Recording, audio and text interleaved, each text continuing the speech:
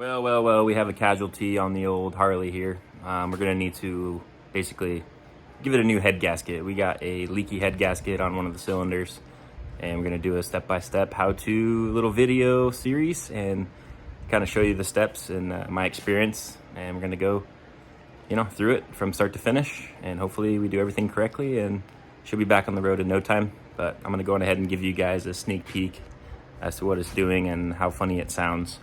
So just laugh with me, not at me.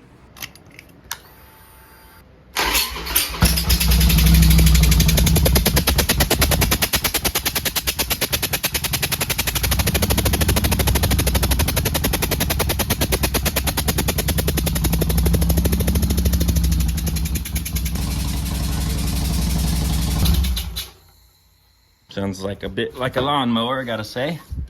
But we got definitely some separation right in between here.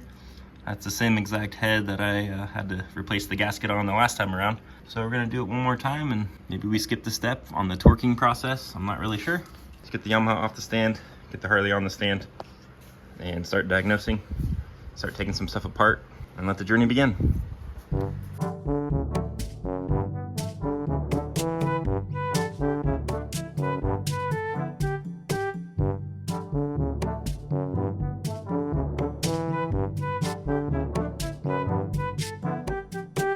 Okay, we got her up in position. We're about to, start throwing some tools at her and see what we can do.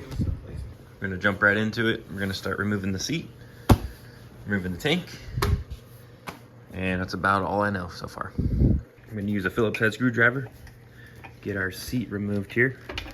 It's kind of funny how these seats are only really hooked in and mounted with one little bolt. I mean, if someone really wanted your seat and if they knew what they were doing, your seat will be gone. Once you got that screw out on the rear, all we're gonna have to do is push it forward and up. And then to unhook from is a little tab underneath. A tab right there. Lines up with the little tab down here. Locks in right there to this little nubber here. And pretty straightforward. And voila, the seat is out. Be sure to check for any spiders that may be hiding underneath. I definitely wouldn't want anything like that underneath my seat. So, looks like we're clear. Time to move on. Well, I guess I'll be smart this time around, and I'm gonna remove the main fuse underneath this little compartment. That's where your battery is hiding. Fuse box, the main fuse, all the goodies. Let's see, he's gonna be this guy. This is the one big boy fuse in here. I might need two hands to do it. This will kill any power. Instead of disconnecting your battery, this is basically just disconnecting the circuit. So once we pull this main fuse, all the power to the bike will be shut off. Good old 30 amp fuse. Remove this little tray. Set this up out of the way. Just kind of unhooks from the bottom part.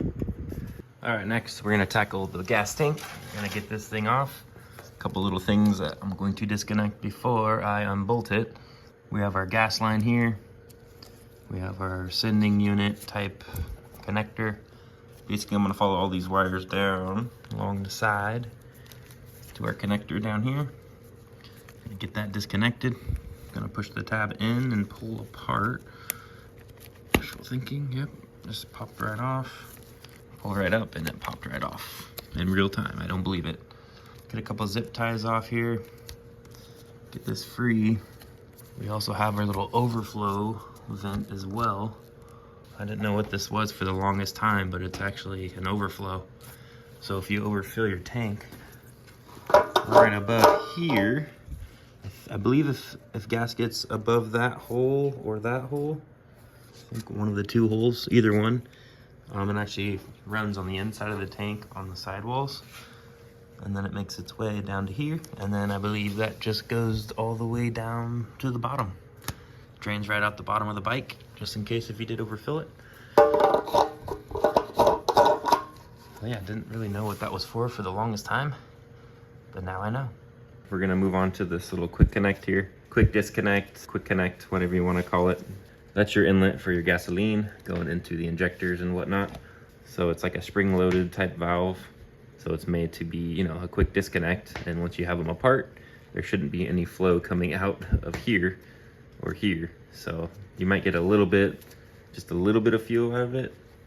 But we're gonna find out right now and see if the quick connect operation or the quick connect functionality is working, and hopefully it is, because I got quite a lot of fuel in this tank and I would not want this thing just to drain right onto the garage floor, and everyone would be pissed. So I'm trying not to do that.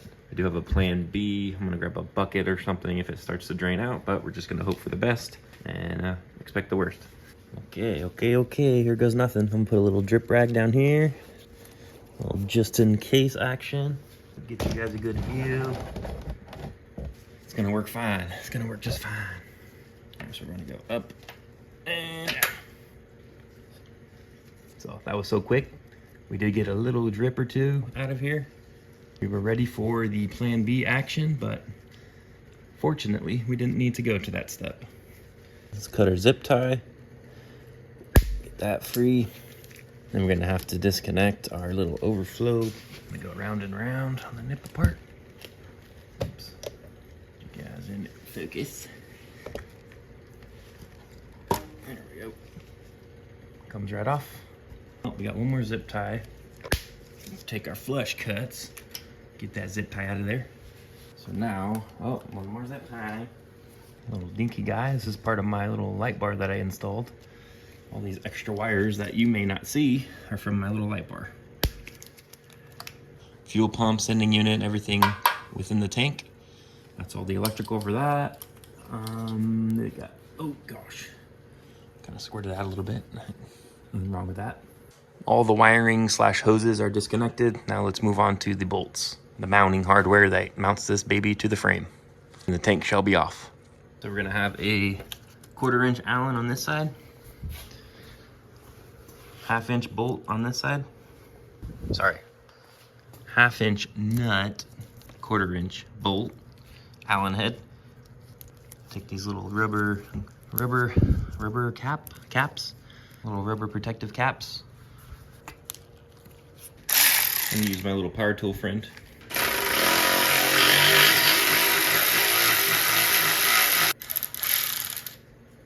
Got our nut off. Don't forget your washer. I'm gonna wiggle it a little bit. Wiggle the tank back and forth. Your bolt will come off as well. Just like that. We got our bolt off, washers, nut. One more side to go.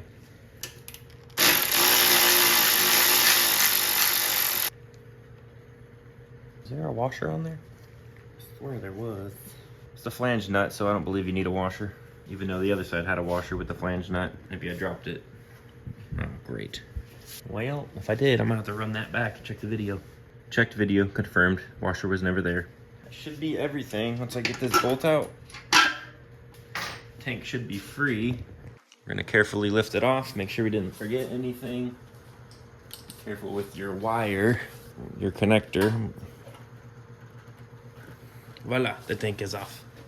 I like to just put the nut and bolts back in here just so I don't have to worry about where they go. Don't have to worry about losing them. So I'm gonna go ahead and put this on the bench, move on to the next step. Well, I'm gonna move on to the air cleaner here.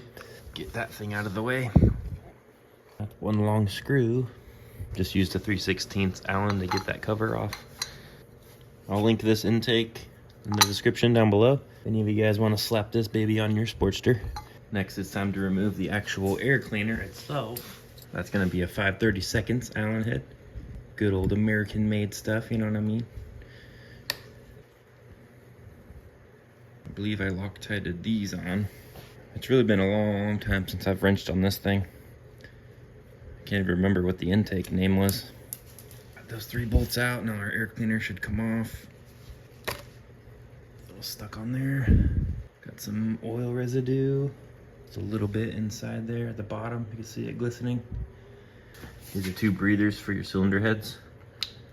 The gunk and the oil gets caught up in your intake, and that cannot be good. 5/16. Check this out. This was just loose, backing itself out against the airbox. Is this one loose too? Yes, sir.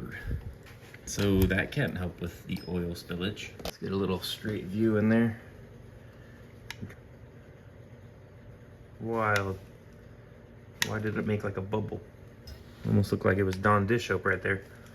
Yep, enough of this stuff that people already know about Sportsters. I'm just kind of stating the obvious. Well, since these have already backed out most of the way, you might as well finish the job and get this plate off. Another funky bolt coming out. We got to get these guys off too. I believe these 3 little studs are the last thing holding on this plate. These are going to be a 1/2 inch. A little manual loosening.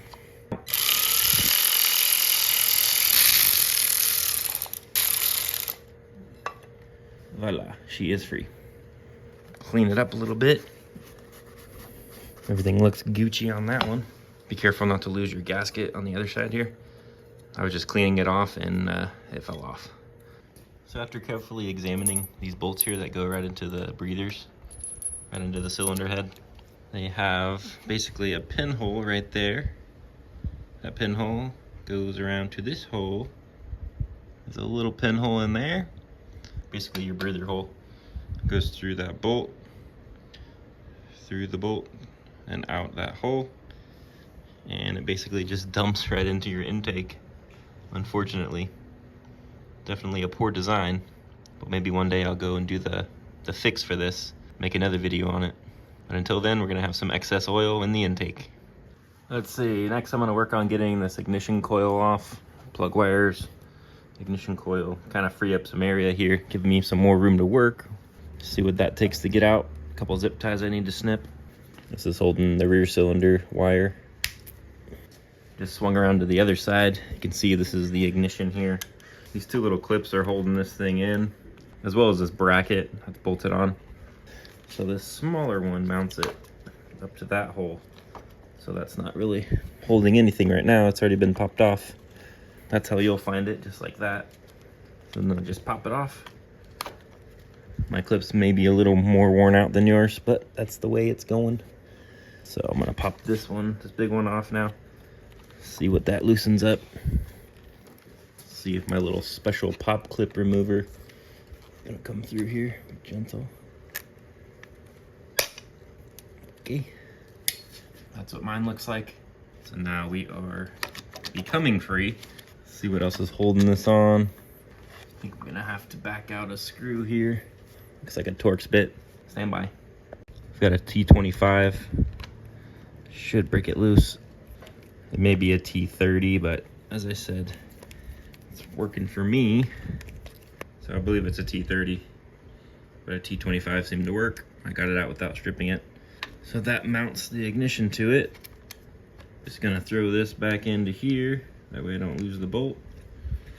I like to do that, it's good practice. One less thing to keep an eye on. I think at this point I'm going to disconnect it too. Clips up out of there. One more wire free. Finagle it out of here. At this point I probably could also take off my spark plug wires. And then we will be completely free after that. So this bolt was actually holding this bracket here. This one was already coming loose. Could have backed on out of there. It probably helped me get it out as well because it had some wheel to it. Pop this guy off. Looks like we got one more stubborn zip tie. Snippity snip that guy. Well, this one's a little tricky. I mean, it's not really tricky, but it's kind of a cool mount the way they have the zip ties. It kind of just pops in there. So instead of messing around with that and potentially breaking it, I just went up here, just kind of pushed in on this guy. That pops up, and then the whole thing just kind of came off. Sorry, it's a little jiggly. This unhooks from the bottom, from that little tab, and then the whole thing is still attached to it. Ignition system is off. So before, hey, quiet on the set, brother. Before I actually disconnect my cables now, I'm gonna reference where the settings were before, so I can get them somewhere in the ballpark when I put stuff back together. Right, Jay? Yep. To knock these nuts loose, we're gonna need a 5/16 or an 8mm. Both the sizes work. All right, just broke this nut free on this one. I'm gonna break this nut free on this one. Lock shoe. Back her out. So once we got the lock nuts free, I'm gonna back them all the way down. Now I'm gonna start feeding in this. In turn, we'll be loosening up the cable. And hopefully give us the slack that we need to move on. So we are maxed out there. Both of them are maxed out. It's kind of nice to record this as well because then I'll have reference when I go to put everything back together. If I have any questions, I'll just play back the video and move on with my life. So as we can see, creating all that slack in the line here. So this one is gonna be our top labeled cable. That's gonna sneak through here. I forgot there's a little spring in there. So that was preventing me from pulling it out of the slot because I was trying to pull it against the spring that was already in there. Let's do a little redo here for camera purposes. So I just got that out of the throttle body. Bringing it up. Power engine. It's probably best just to use a magnet to get that little spring out. Apparently my magnet just broke. Okie dokie. Kind of a struggly. There it is. Yeah, it's steel. Just like that, we got it. No big deal, right, Jay? Oh my gosh. All right, I'm gonna go for this other one. That one is labeled, I guess, bottom for my reference. So I can lift this up. See if that one has a spring in it. It might be missing it, or it doesn't have it because that is the, I forget which one that one is, the push or the pole or the push cable. In my case, I did not have that spring. Oh, the world. Just talking to the world and myself. Seems like more of myself than the world, but there we go. The cable further in doesn't have a spring. I don't know if yours does or not, but mine doesn't, and that's the way it's gonna be. All right, now that we got the cables free, I'm just gonna back them off of here. We can tuck them up out of the way for now. Got the top cable. Just gonna bring that around. Same thing with the bottom cable. Feed that out. I'll try to just tuck them out of the way. Move on to the next step. Next up, we're gonna tackle getting off this exhaust. You're gonna need a 1/2-inch socket or wrench in some areas, maybe. We're also gonna need a 22 or a 7/8-inch wrench to get these O2 sensors off. So I'm gonna start with these two bolts, these two nuts. These two nuts are hiding on the backside here. They may be different sizes on, you know, OEM stuff, but this bike's kind of been modified over the years. So these will be a 1/2-inch nut on the back here. I did already break them free. They weren't really hard to get off. I really wish I could find my ratcheting wrench, but I couldn't find it. So we're gonna have to struggle. Basically had to slide the bolt in there. I'll hopefully be able to show you guys a little bit better once I get this off. I'll show you guys a little closer. There's not really an easy way to hold the bolt from the inside here. So basically I go in on the side and try to like wedge it tight. So at least it wasn't too tight. These are just block nuts that I put on. I think the worst part about doing this the first time around was trying to get this exhaust back on and lining everything up. It definitely was a pain getting everything lined up to the cylinder heads and whatnot. I also don't want to, you know, seem like this is a walk in the park when it really was a struggle. So I'm not going to hide anything, any difficulties here. I'm trying to show you firsthand my experience and what it takes to get this job done the right or the wrong way. Still questionable. Got both the nuts off there. All right, so here's a view of the rear cylinder head exhaust mounting. I did use some anti-seize on the O2 sensor, so I'm hoping that'll be my saving grace. Yeah, wasn't too bad. Pretty much just broke right free. Probably rumbled a little loose over the years. Before I twist it all the way off, I'm gonna come over here and just cut this zip tie. That way I can rotate the wire with it and not just make it spaghetti with it.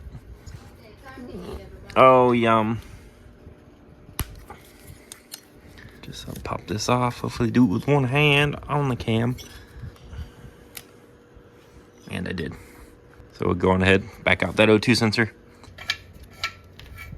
Ooh, the thing is toasty, baby. I wonder if it's even working. I don't have any check engine lights.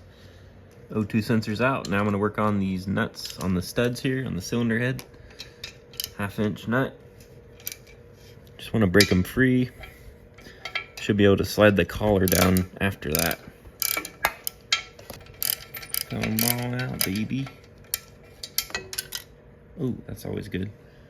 Nut drops, you don't hear it drop on the ground. Just drop somewhere in the bike. Can't be far. Well, I found the nut. I wish I got it on camera. But all I did was rotate my belt a little bit. And then bam, the nut was right there hiding. All right, just coming around to the other O2 sensor. See if that baby will come free. Yep, that one's pretty much just as loose as the other one. Same scenario with this one. I think I'm gonna unplug it. All right, down below here is the connector. Get that free, get that zip tie off, and then I can rotate it without putting any stress on the wires.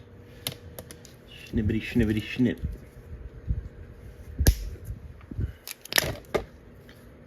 Voila. I win, you lose. Ooh. Charbroiled, brother. Time for the nuts on the studs. All right, let's break off these. Work on these nuts here on the first cylinder. Again, not too tight. Gonna sneak in on this one with a little wrench.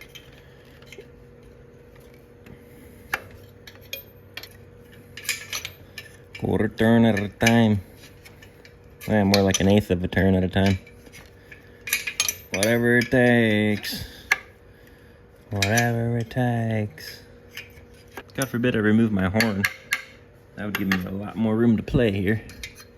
But like I said, I'm in no hurry. Do things the longer, harder way before I learn my lesson.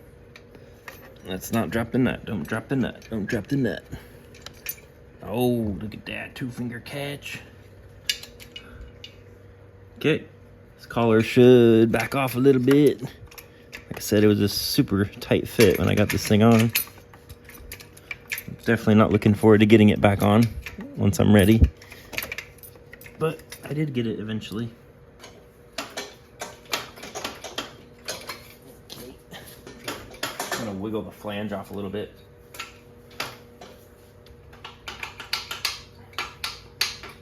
Quick view here, we got the collar, flange, whatever you want to call it. Flange is off of the studs. Same with this one, flange is free off of the studs. Now the exhaust should pull off with a little gentle persuasion. Like I said, it's be nice and gentle, nice and easy. Actually, I'm gonna slide it out of here just because I got the tie down in the way. I forget how light this exhaust actually is. Just a Thunder header 2-in-1 race exhaust. Pretty common on these bikes. So here's a quick view of how the mount goes on the rear of the exhaust. These bolts just kind of slide in there, both sides. And then I just put the nut on them like you saw me remove earlier. And that's how that's mounted. Some of the hardware I'm putting in these little organizers. So that's all the exhaust hardware. Little rubber covers from the bolts from the gas tank. So any little hardware I'll put in here if I can't mount it to what it actually came off of. Pretty cool way to stay organized. I'm gonna go on ahead and tape up my pipe. Tape up all the holes. Don't want anything living in them. Don't want any surprises when I'm ready to get this thing back together. Oh, forgot the O2 sensor holes. Everything is taped up. No surprises. No critters, no nothing's gonna get inside. Hopefully I'll have this thing back together within a couple months. Things come up and I can't have time to play with this thing. So I'm just gonna tape it up just in case if it has to sit for a while. I guess I should have showed you before I taped them. But basically just taped up the holes. That way my son can't throw anything in there and I won't have any other surprises when I go to fire this baby up. All the precautions have been met. The precautionary measures.